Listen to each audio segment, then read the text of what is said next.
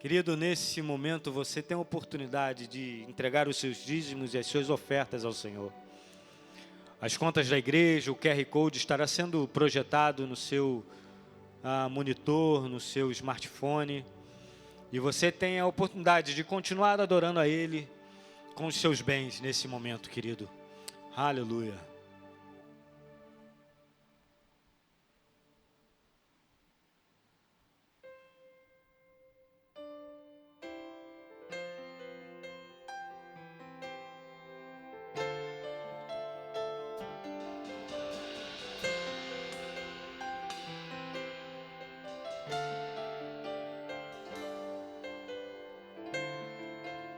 Eu sei que os teus olhos,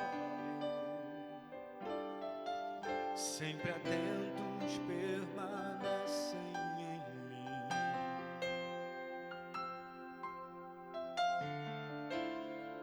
E os teus ouvidos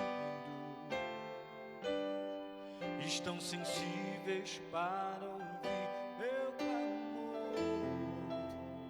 Posso até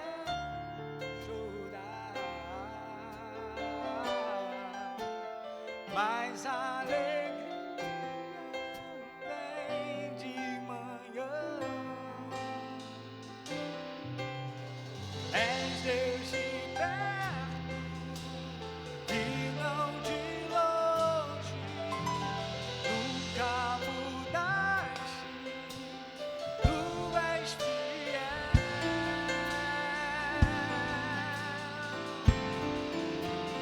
Deus já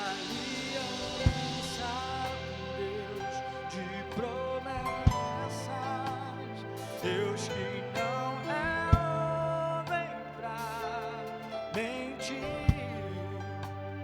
tudo pode passar, tudo pode mudar, mas tua palavra vai se cumprir.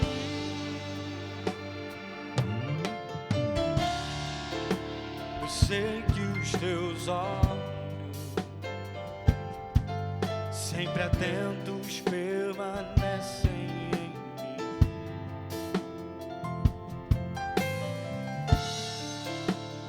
E os teus ouvidos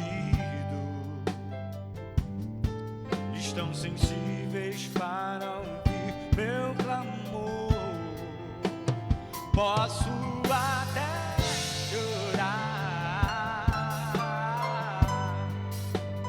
mas a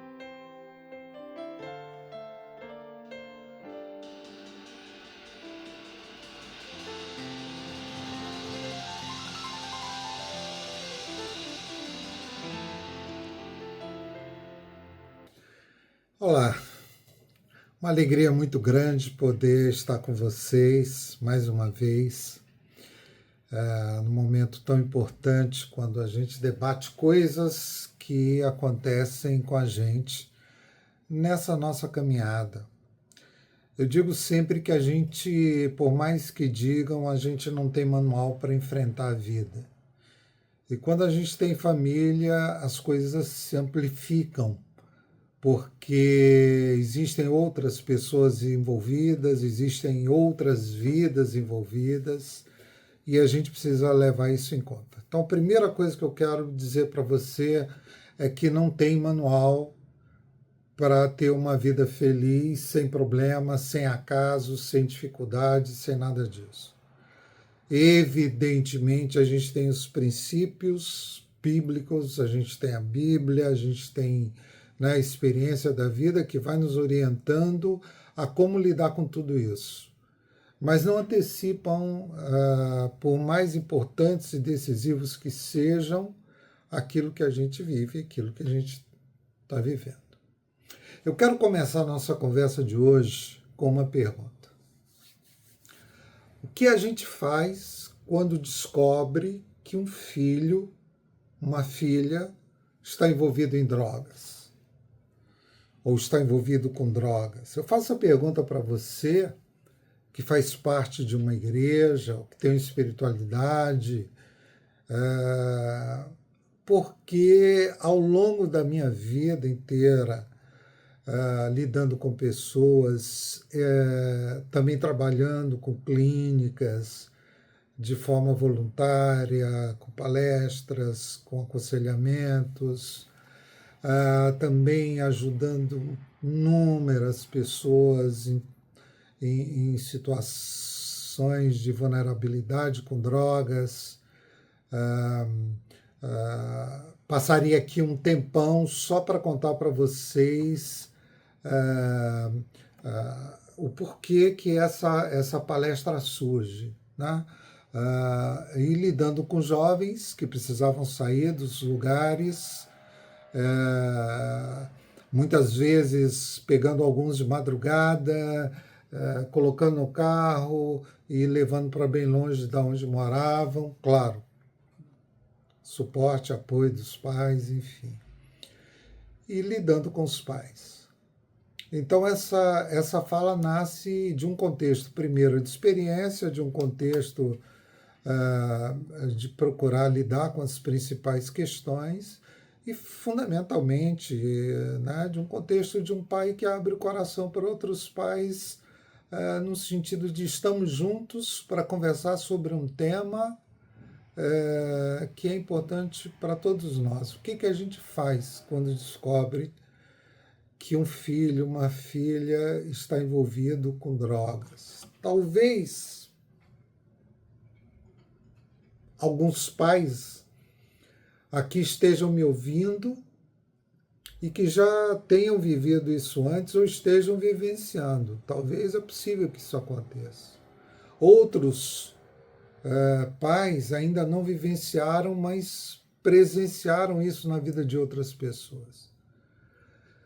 Então, a gente tem pais que já vivenciaram isso, a gente tem outros pais que podem estar vivenciando agora, e há aqueles que pensam, torcem, oram, espero nunca precisar enfrentar uma situação dessa. Mas essa série, gente, nasceu justamente dessa percepção, né? Nossos filhos, eles podem tomar caminhos que a gente jamais imaginava que pudessem tomar. E ser pai ou ser mãe não nos dá o controle de todas as escolhas que eles farão. Nós educamos, nós orientamos, nós encaminhamos, nós colocamos limites, nós transmitimos valores, nós tentamos dar os nossos exemplos.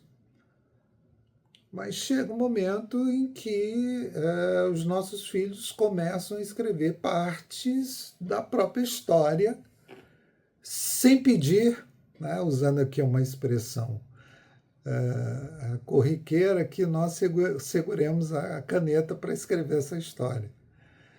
E algumas dessas páginas podem nos assustar. E a ideia de hoje é justamente conversar sobre uma dessas. E aí eu fiz algumas divisões para nos orientar, até para a gente poder ter oportunidade de voltar a elas depois e refletir. Quando a descoberta acontece, imagine um pai e uma mãe descobrindo que o filho está envolvido com drogas. Talvez tenha encontrado alguma coisa no quarto, talvez percebido algumas mudanças de comportamento, talvez alguém tenha contado, ou talvez o próprio filho tenha pedido ajuda. O que acontece dentro de um pai e de uma mãe nesse momento? E aí eu selecionei alguns sentimentos, né? Medo. E a gente tem medo daquilo que a gente nunca enfrentou. A gente já tem um certo medo das coisas que a gente já enfrentou. A raiva, né? Porque o julgamento moral já vem em seguida. Como é que você pode fazer esse tipo de coisa? Enfim, você é irresponsável, sempre te dei tudo, etc, etc. A culpa, né?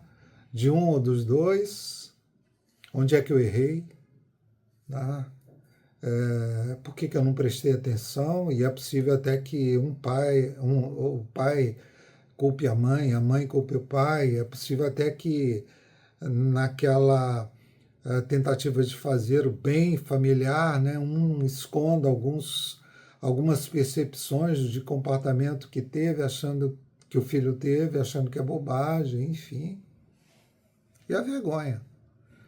A vergonha do que os outros vão falar, a vergonha da família, a vergonha da igreja, a vergonha, né, da profissão, principalmente se você tem um cargo de liderança, ou se você é um líder, ou se as pessoas amam você e respeitam você, né? E aí, gente, imediatamente aquela pergunta terrível que pode nos sobreviver, né? Onde foi que eu errei? E essa, eu confesso para vocês que é uma das perguntas que a gente faz para a gente mesmo, que são uma das mais doídas, né? Quando a gente olha, onde eu errei? Meu Deus do céu, o que eu podia ter feito diferente? Tá? Talvez algumas coisas precisem ser revistas. Talvez tenham havido erros. Pais erram, famílias erram, todos nós erramos. Agora eu quero dizer uma coisa para vocês importantíssima. Existe uma diferença enorme entre procurar entender, compreender responsabilidades e procurar desesperadamente um culpado. E tentar encontrar culpado, gente, não trata ninguém. E a nossa ideia é enfrentar a questão. Bom, aconteceu. E talvez a primeira coisa que os pais precisam fazer seja justamente a de resistir a dois impulsos. Tá? O primeiro é transformar o filho no próprio problema. Ele é o problema. O segundo é fingir que o problema não existe. Então nós temos dois grandes impulsos, dois grandes dilemas. Por isso que eu quero propor para vocês um princípio, né, para a gente guardar durante todo esse momento em que estamos aqui conversando e, quem sabe, para a vida. Né? Uma frase, um lema para você guardar: seu filho tem um problema, seu filho não é o problema. Né? Meu filho tem um problema, meu filho não é o problema. Parece apenas uma diferença de palavras, gente, mas não é. Quando eu digo meu filho é o problema, eu começo a olhar para ele como alguém de quem eu preciso me defender.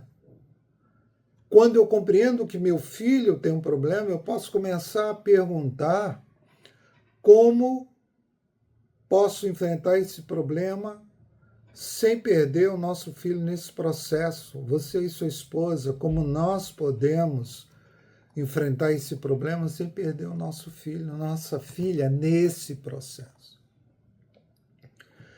Um segundo aspecto que eu também gostaria de compartilhar com vocês é que nem toda situação é igual.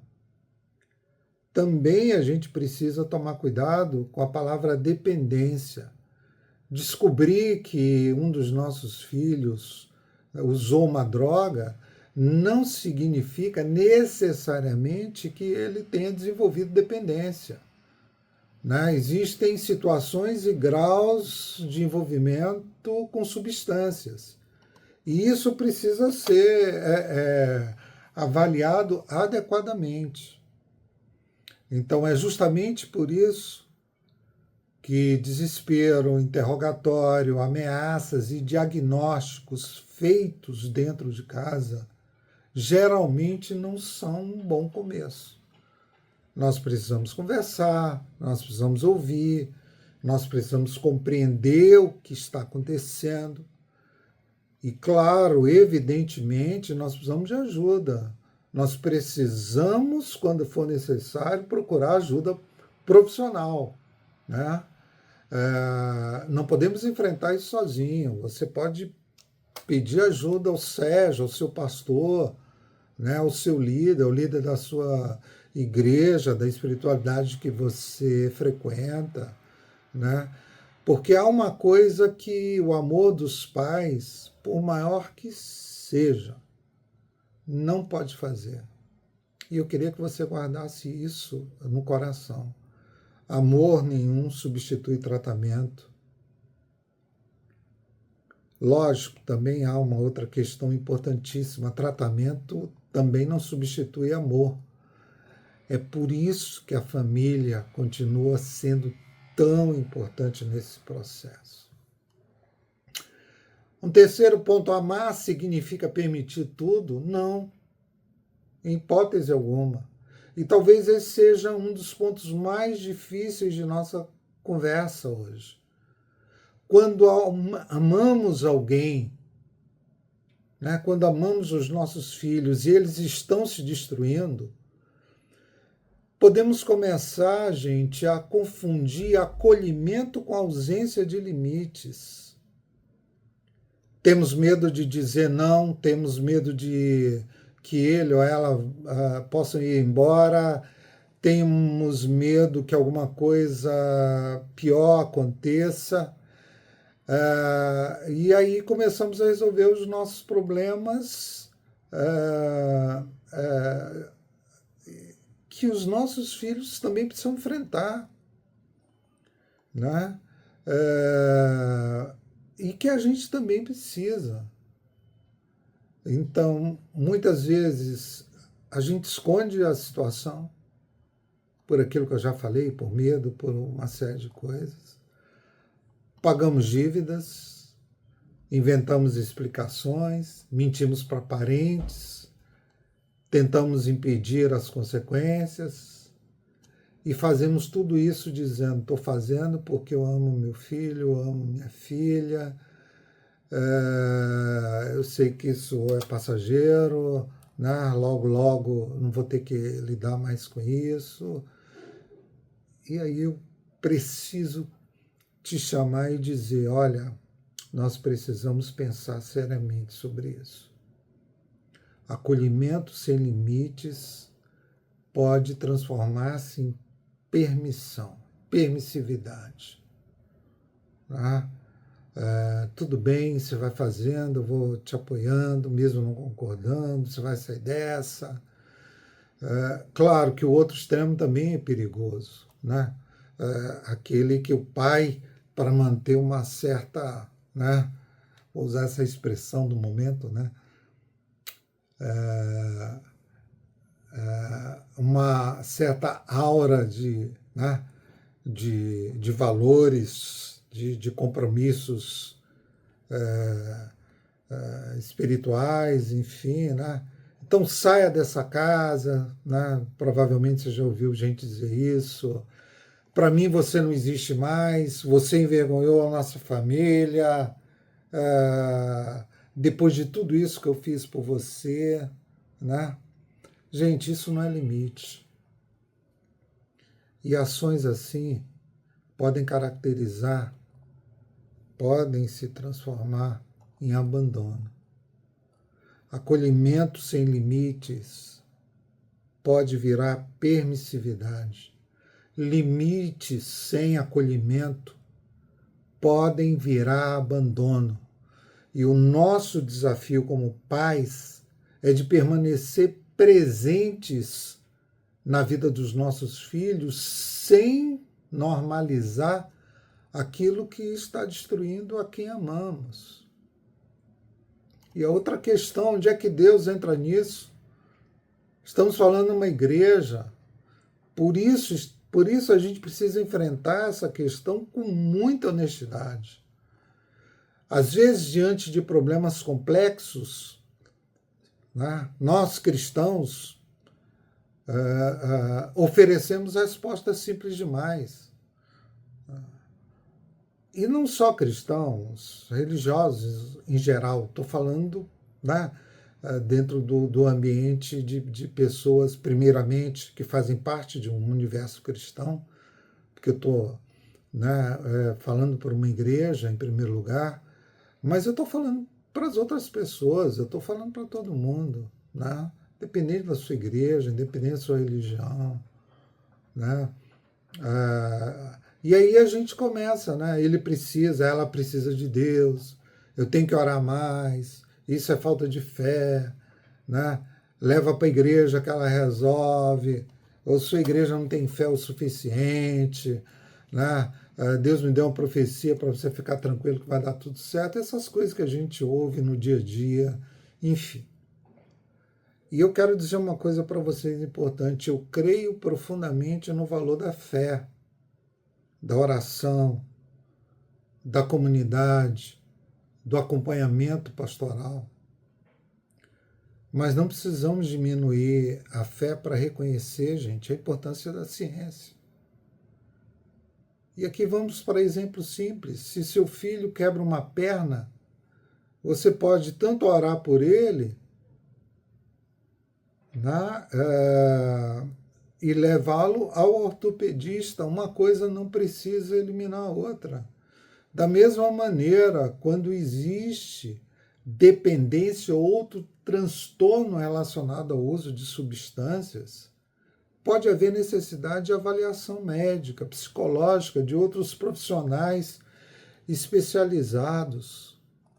Orar por alguém não significa negar-lhe tratamento.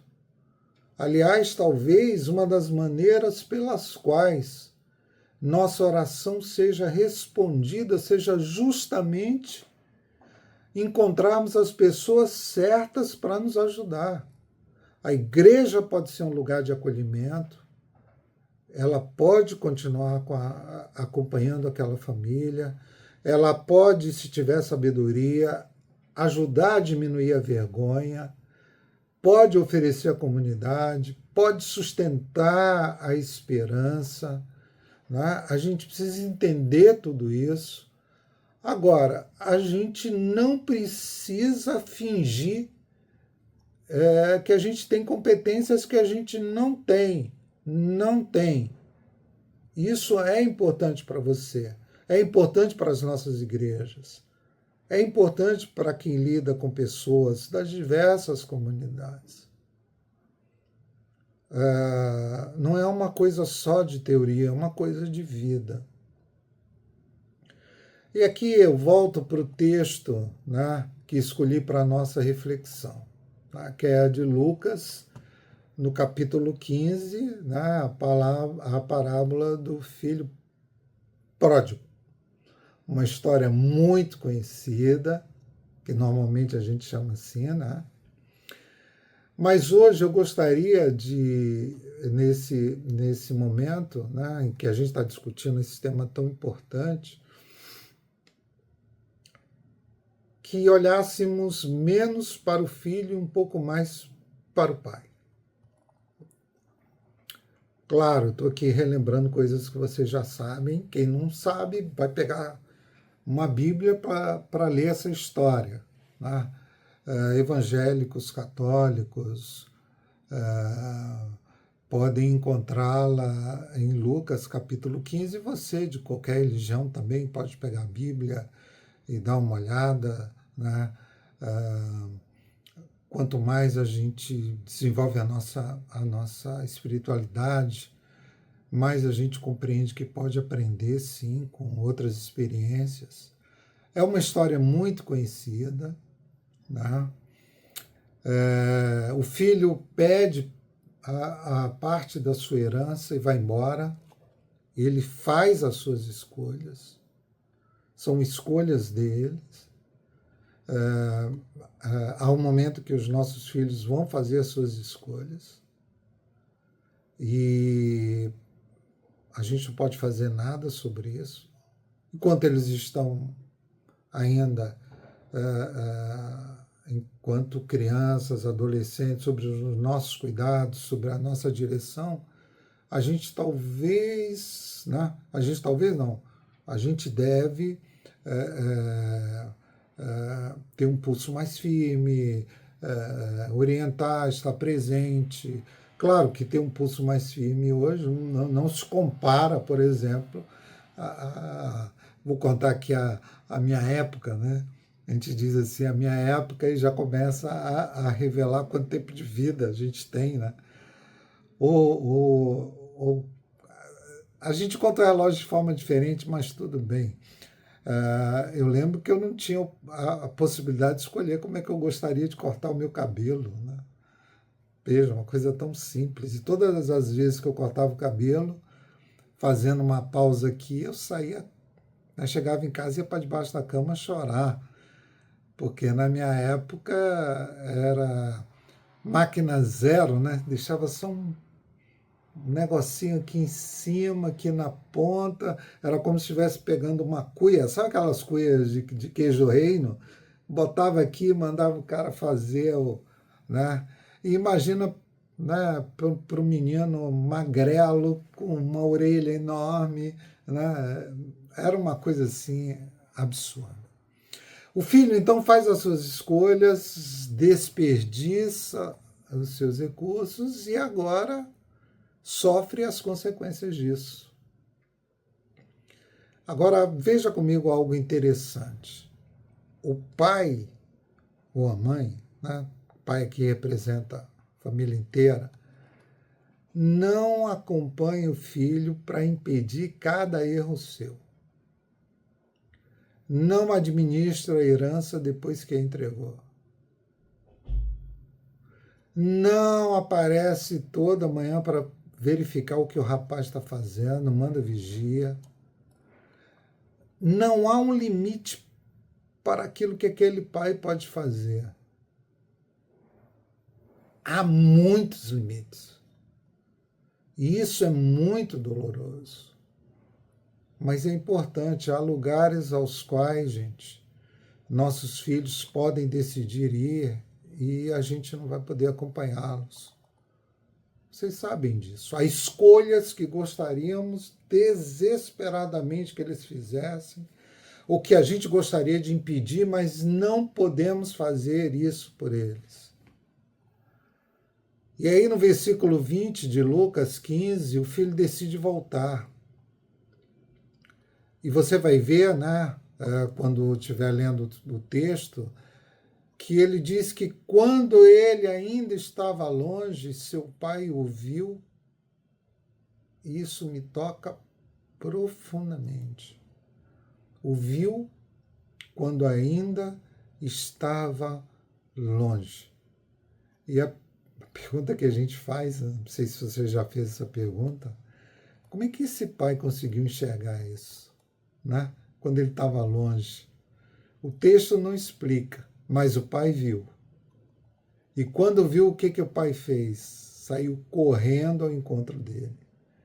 Talvez aqui esteja uma das imagens mais bonitas que podemos oferecer aos pais que enfrentam uma situação como essa. O pai não foi morar no lugar onde o filho se perdeu, mas ele também não fechou a porta da casa para quando seu filho aqui no caso, quisesse voltar. Perceberam a diferença? Ele não normalizou tudo o que o filho fez. Ele não precisou chamar de certo aquilo que ele considerava errado, mas não permitiu que o erro cometido pelo filho apagasse a condição mais importante, a condição de filho. E a gente não ama o filho porque ele é o melhor filho do mundo. A gente não ama a filha porque ela é a melhor filha do mundo. Porque só acerta. Porque só faz boas escolhas. A gente ama porque é nosso filho. É nossa filha. Gente, há coisas que os pais não podem fazer. Talvez, se vocês sabem disso, essa seja uma das verdades mais dolorosas da paternidade e da maternidade. Há coisas que podemos fazer por nossos filhos e há coisas que não podemos fazer. No caso de Lucas 15, né, aquele pai podia amar, podia esperar, podia receber, podia abraçar, podia ajudar a reconstruir, mas havia uma coisa que ele não podia fazer, ele não podia decidir voltar pelo filho. Talvez alguns pais exaustos estejam, justamente porque estão tentando fazer pelo seu filho aquilo que somente o filho pode fazer. E eu preciso te dizer, você pode oferecer limites, pode estabelecer limites, pode oferecer ajuda, pode procurar profissionais, pode participar do tratamento, pode acompanhar, pode dizer que ama, pode manter essa possibilidade aberta de restauração, mas você e eu, né, nós pais, não podemos, né, não vamos conseguir a recuperar os nossos filhos no lugar deles. Nós não vamos conseguir. Né? A gente pode desejar a recuperação no lugar deles. Gente, isso não significa desistir. Significa compreender os limites da nossa responsabilidade. Quando a gente tem um filho, uma filha envolvido com dependência em drogas, a gente precisa compreender isso. É evidente que isso pode ser estendido para outras dependências, mas eu estou focando aqui essa, que é extremamente desgastante, traz uma série de questões. E a vergonha? Quero tocar nessa outra questão delicada. Às vezes, quando alguma coisa assim está acontecendo, os pais não apenas começam a sofrer pelos filhos, mas eles começam a sofrer pelo que os outros vão pensar. O que vão dizer de nós, o que a igreja vai pensar, depois de tudo que a gente ensinou. E se você for pastor, então, se você for padre, desculpa aí, né, padre não entra em tese, né, nessa questão, mas se você for líder de uma outra expressão religiosa, e sem perceber, começamos a proteger a reputação da nossa família quando a gente deveria estar protegendo pessoas, os nossos filhos. Famílias reais têm problemas reais, famílias cristãs ou de qualquer outra igreja ou de qualquer outra religião também têm problemas. Filhos de pastores têm problemas, filhos de líderes têm problemas, filhos de bons pais podem tomar decisões ruins e a igreja precisa ser um dos últimos lugares em que uma família precisa fingir que está tudo bem. Porque se a graça só funciona quando ninguém erra, então nós não estamos falando de graça. Quando ele olhar para trás. No primeiro encontro dessa série, conversamos sobre aquela conhecida palavra de Provérbios. Ensina a criança no caminho em que deve andar. Naquela ocasião, nós falamos sobre o caminho que ensinamos. Hoje a gente está falando sobre outra coisa. Nós estamos falando sobre, né, o caminho de nosso filho. Quando ele tomou da nossa filha, quando eles tomaram uma direção que jamais nós imaginávamos. Talvez você não consiga enxergar o caminho que o seu filho fará amanhã. Talvez você não consiga impedir. E isso é importante que você compreenda todas as quedas. Talvez nem consiga compreender completamente algumas das escolhas que eles fizeram, que eles vão fazer. Mas existe algo sobre o qual você ainda pode decidir. Quando ele ou ela olharem para trás, que família eles vão encontrar? Apenas acusação? Encontrarão vergonha? Encontrarão uma porta definitivamente fechada? Ou encontrarão pessoas capazes de dizer: nós não podemos caminhar por você. Não podemos chamar de bom aquilo que está te destruindo. Não podemos fazer a sua escolha em seu lugar, mas nós podemos caminhar ao seu lado enquanto você procura ajuda. E talvez, gente, essa seja a mensagem que os nossos filhos precisem ouvir. E talvez seja a coisa mais importante. Você, meu filho, minha filha, pode estar enfrentando um problema muito sério, mas você continua sendo o nosso filho. E termino com essa imagem.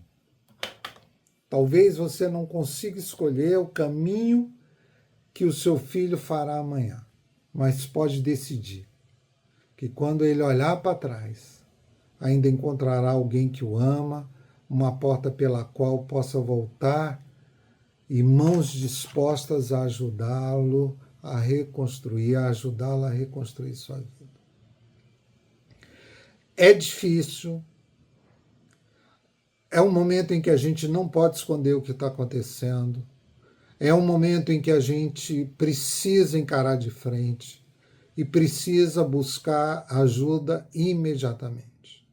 As outras coisas que eu tenho falado o tempo inteiro nos outros encontros valem também para esse. Olhar atento, não passar a mão na cabeça, não deixar passar desapercebido, né? Não se esconder em trabalho, não se esconder, Jesus vai ajudar. Não, procurar ajuda urgente, isso é muito difícil. Né? A gente tem aí notícias de filhos que mentem quando estão envolvidos com drogas, dilapidam o patrimônio da família. Você não pode encarar como uma bobagem, né? Mas como um momento em que ele está doente, em que ele não tem o controle sobre as suas decisões, ele pode fazer besteiras, né? Alguns pais sabem do que eu estou falando, talvez você tenha vivenciado isso, você já foi buscar seu filho desesperadamente pelas ruas da cidade, em becos, na boca de fumo. Talvez você já tenha que ter ido pagar a droga que ele está vendendo, que ele está consumindo, né? Enfim, é uma situação extremamente dolorosa e difícil para todo mundo. Mas você não precisa enfrentar isso sozinho. E é por isso que a gente está falando sobre isso. Né? ame o seu filho, deixe a sua porta aberta. Mas se você está enfrentando isso, está percebendo alguns sinais, procura teu pastor. No nosso caso da igreja de Marapendi, procura o Sérgio, conversa com ele. Né? Ou se você não tem algum receio de ir direto ao pastor, chama a esposa dele, pede para ela fazer a ponte, né? Ela vai fazer um outro líder, e eles vão te ajudar e vão caminhar com você nesse momento. Mas você não vai conseguir fazer isso sozinho. Você vai precisar da ajuda da família. Você não tem que ter vergonha de nada.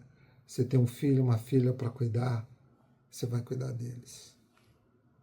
São seus filhos. Você vai cuidar com amor. Você vai enxergar.